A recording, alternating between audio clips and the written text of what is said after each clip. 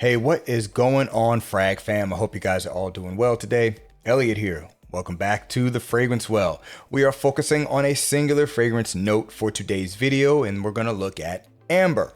As many of you guys I'm sure are aware, amber is a phantom note, meaning that it is actually a collection of ingredients to create an accord that we perceive as the amber accord. In general, an amber accord is basically seen as something that adds warmth, depth, even richness, longevity to fragrances. Typically, it's comprised of some resins like labdanum or benzoin. Vanillic notes are often used in it. Sometimes musky notes are used in it as well. And because it's a phantom note, it can actually take on many different forms. It's basically left up to interpretation. So we've got 10 fragrances here today that will focus on the amber accord. I've got one that is kind of based off what is considered to be the first amber fragrance, and then plenty of ones that came afterward that comprise the wide range of amber uses in fragrances. So let's not waste any more time. Let's get right into it. But before we do, as always, please remember to like the video, subscribe to the channel if you do like the content, and please hit that bell icon, enable notifications so you can be notified when I upload new videos. And of course, as always, I will have links to these fragrances down in the description below if they are available. Let's get into it.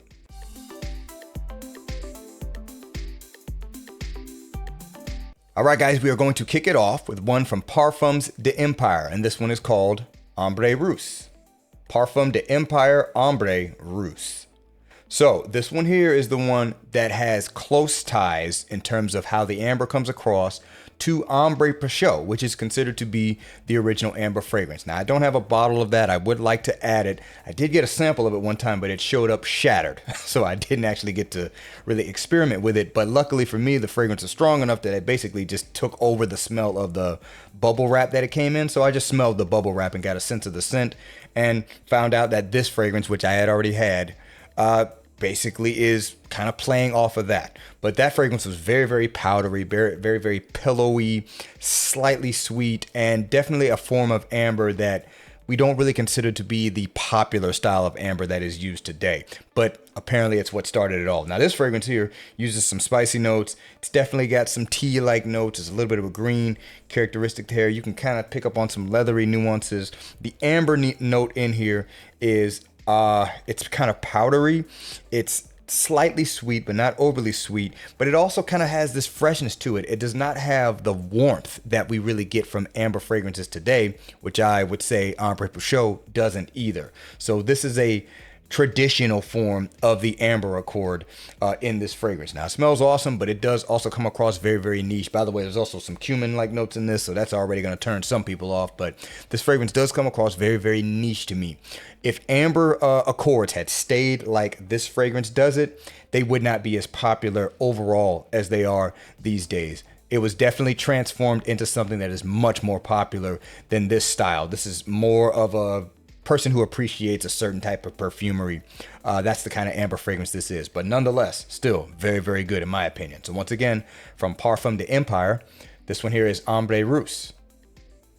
All right, next up. Now, we're going to go ahead and move right into one that is going to be considered the popular form of an amber fragrance. Now, this fragrance is not just amber, but it definitely uses amber accords as a part of its key makeup, coming from Tom Ford.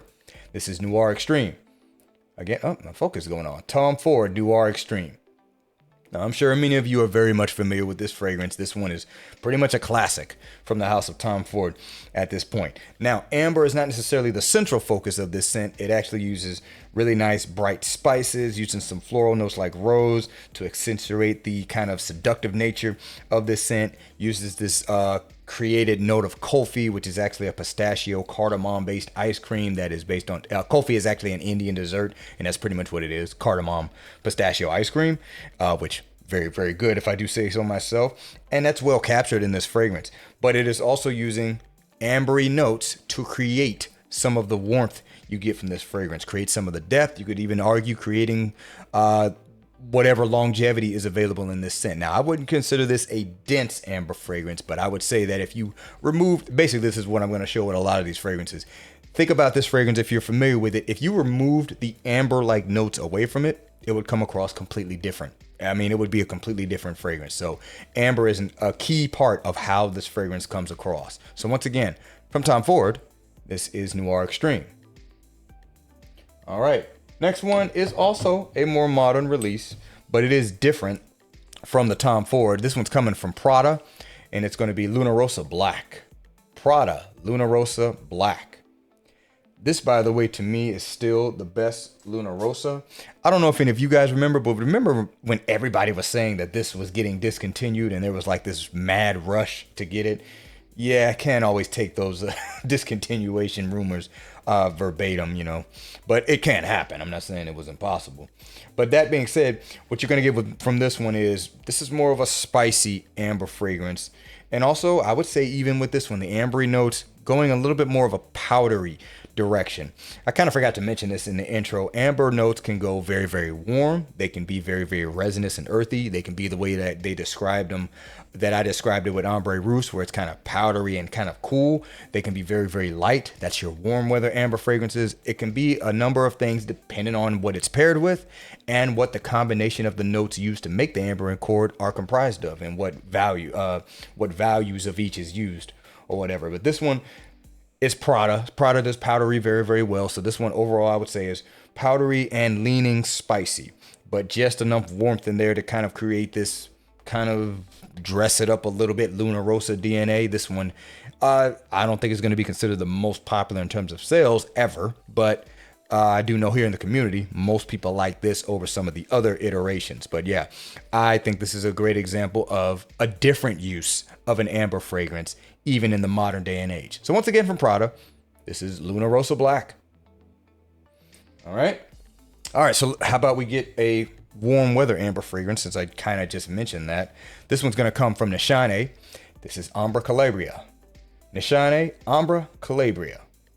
So again, amber fragrance as is even marketed in the name, but there's many other elements here. But this one is definitely what I would consider a lighter, slightly less rich, but still noticeable amber accord warm weather fragrance. This one uses bright, fresh spices to create the overall brightness of this. Definitely a good use of bergamot in this to create even more brightness. And it also has this kind of green sweet tea leaf. What is it called? Sweet leaf, stevia sweet leaf. If you've ever had that, I feel like this fragrance kind of captures what that is, if you've ever had it before, with the slight green notes. And there's definitely sweet notes in here in general. It's definitely got some vanilla notes, but overall, I would say the vanilla, while it does make up an amber accord typically, depending on how you pair everything, the vanilla can almost seem like it's a separate entity from the amber accord, in my personal opinion, even though it is playing off of each other. But this is definitely a sweet, albeit but not super rich, lighter amber fragrance that I think can be used in warm weather, or at least wouldn't necessarily come across as too dense or cloying in warm weather if you were to wear it heavy. So once again, from Nishane, this is Ambra Calabria. All right, now moving on to one, but this one here is going to come from Mancera. Now this is an amber fragrance where it's just meant to give you full-blown sweet, almost gourmand, candied-like amber accord, and this is Amber Fever. Again, Mancera Amber Fever. Now this fragrance here is just pure sweetness, as far as I'm concerned. There is a little bit of a booziness kind of thing going on in here, but it is sweet, sweet, sweet, candy. That's what this fragrance is. Now, with a name like Amber Fever, obviously it can go a number of different ways, because we've already established that amber as an accord can be whatever you want it to be to some extent, right? As long as it is still perceived as an amber accord. But this one here, I mean, you just basically see it as super vanillic, very, very rich and warm, and even kind of sticky. And it's blended with these kind of fruity, sweet candy notes with some booze, and also some caramel-like notes in here as well. But this one playing a little bit more into a gourmand style of an amber fragrance, but albeit still a use of an amber fragrance. So once again, from Mancera, this is Amber Fever. Moving on. All right, type of amber scent with this one, that is completely different from Amber Fever for sure. Now, I do apologize in advance. This fragrance is, as far as I know, at least in the States, I don't know if overall it's discontinued. And frankly, it can be very hard to find these days. But I still wanted to feature it because it's a good one for this video. Coming from Ise Miyake, this is L'Odyssée pour Homme Noir Ambre. Ise Miyake Noir Ambre for short. We can leave the other part out of it. All right, so this one here is going to play more into, let's just call it a Middle Eastern style amber fragrance. Heavy use of spices like saffron and cinnamon. Overall, there's a very powdery vibe to this, but it's also quite resinous, a little bit earthy, very dense, very, very warm. If you want a fragrance that can really give you that warm-like vibe that you can get from an amber fragrance, this one definitely does it to a T. If you've never smelled this and are unable to really get your nose on it, another fragrance that I think does a good job of giving that warmth that I did not feature in this video is Grand Soir from Mason Francis Kirkjohn. I think this fragrance does the same thing, just with other supporting notes different to that one. But yeah, this stuff smells really, really good. But again, it's basically just giving you amber fragrance with a little bit more of what they used to call an Oriental feel, but I would say, you know, more Middle Eastern flair, Middle Eastern vibe.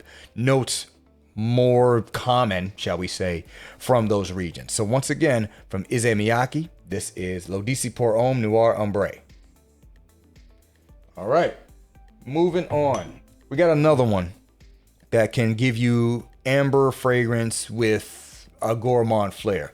This is not really necessarily marketed as an amber fragrance, but it uses amber fragrance, or should I say amber notes, to get its point across. This one's coming from Lorenzo Pizzalia, and it is Sun-gria. Lorenzo Pizzalia, Sun-gria. All right, now this fragrance, by the very nature of his name, is actually quite accurate. If you read it, you would think like that must be some kind of a play on sangria, and that is true.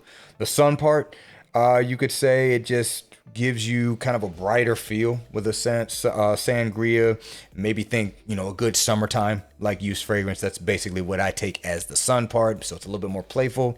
Because if you think sangria, it certainly uses citruses and sometimes fruits, but it's overall a lot more tart, and even somewhat woody than really how this one is playing it across. This is, again, a more playful version. It's actually quite sweet, and it's quite rich and dense. And I think there's no denying that amber accords are used to create that richness that this fragrance has, which is not really a surprise from someone like Lorenzo Pizzalia, who likes to put out very dense, very rich fragrances. So if he were going to put out a sangria inspired fragrance, it wouldn't be a surprise that he is going to make it very, very rich and dense. And I think amber accords are just one of the vehicles used in this fragrance to create that, because that's just how he likes his fragrances. So once again, from Lorenzo Pizzalia, this is Sun-gria.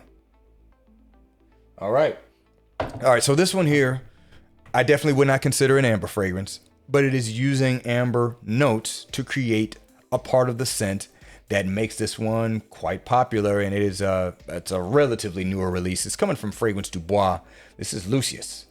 Fragrance du Bois, Lucius. Now, this fragrance here is actually more about, I would say, fresh notes, citrus, and woods.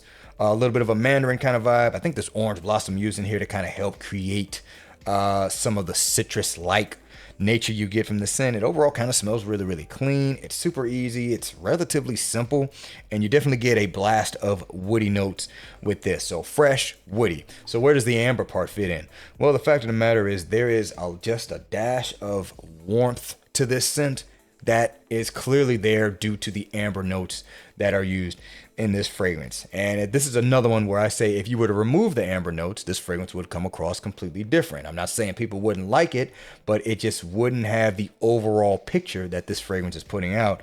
And also, I've worn this plenty of times at this point. This is just the first time I featured it in a video with the bottle. When this fragrance dries down, it stays warm. That does not go away. The woodiness kind of stays there. Some of that citrus element kind of stays there. That kind of orange flavoring kind of stays there. But the amber notes really come out as the fragrance dries down. It's just definitely one of the vehicles that kind of adds to the longevity of this fragrance as well. So once again, from Fragrance du Bois, this is Lucius. All right. So we got a couple of rose oud fragrances that use heavy amber notes to convey the message that these fragrances are trying to come across with. So the first one's going to come from Arabian Oud. This is Tarteel Gold. Arabian Oud, Tarteel Gold. Now, this is a saffron rose oud fragrance, which is something that is pretty common in the world of fragrances, right? Whether it comes from the Middle East or from French perfumery, American perfumery, people have their interpretations of a saffron rose oud fragrance. But some of them actually have really strong ambery notes. This is one of them. And I had a few in my collection I could have chose. I just chose to go with this one because that's the one I picked. But anyway, yeah, saffron rose oud. It's pretty typical of a saffron rose oud. Overall, I wouldn't really say there's anything about that blend that necessarily separates this from a ton of other ones, other than the saffron is not too strong, not too sharp when you first spray it on, and the oud in this is not ridiculously funky or anything like that. But what really separates this one from, kind of the run-of-the-mill saffron rose oud is it uses heavy ambery notes and vanillic notes to actually give it a little bit of a gourmand flair. Again, not something that's super rare, but not as common in my opinion, at least based on the ones I have. But yeah, this one definitely uses heavy amber notes, probably some ambergris as well, which by the way is different from an amber accord, but I didn't really want to go down that road in this video. But yeah, there is a warmth, slightly gourmand kind of feel to this particular saffron rose oud that makes it I would say in some ways an amber fragrance. And if you took that away, then this would come across probably like your typical saffron rose oud that doesn't really have that warmth factor to it. So once again, from Arabian Oud, this is Tarteel Gold. All right, guys, last one. Another one that is, well, actually, this is not a saffron rose oud. It's more of a rose oud, but it uses amber fragrances very heavily in here to create what we would call the fruity rose oud. This one's coming from bond number 9, and it is NoMad. Bond number 9, NoMad. Now, if you've ever smelled this fragrance, it's fruity first and foremost. Uses this combination of pear and quince, if I'm not mistaken, that's how you say it. Just gives it an overall kind of bright, fruity feel to it. There's just definitely a very jammy rose that just kind of plays into that fruity nature of this even more so. The oud characteristic that's in here, it's really not up front. It's just there. You can tell that quality is there to kind of add a little bit more depth to the scent and separate it from your typical fruity rose fragrance, which is not something that's uncommon, right? But yeah, the oud in here, I think it's just giving you a little bit of extra depth, but it's not really trying to push the oud in your face. But this fragrance is also very dense, very rich. It's using a lot of vanillic notes and amber notes to create a warmth to the scent, a richness to the scent that I think otherwise just wouldn't be there if it didn't use it. So I would say it's not necessarily the feature of this fragrance either, but the amber notes in this one definitely play a heavy role into how this fragrance comes across. So once again, from bond number 9, this is NoMad. All right, guys, that is going to wrap it up for this video. We just talked about 10 amber fragrances or fragrances that use amber to convey the complete message that these fragrances are trying to give you. So if you would like to, let me know down in the comments below. First of all, are you a fan of amber fragrances? I'm sure most of you guys are. If you're familiar with these scents in this video, let me know what you think of them in the comments below. And of course, if you want to just share some of your favorite amber fragrances or fragrances that use amber notes to complete the fragrance, put those down in the comments below because I would love to see what you guys have to say. Thanks again for watching all the way until the end. I really do appreciate you all. Please remember to be well and smell well. And I will see you in the next episode of The Fragrance Well. Have a good one.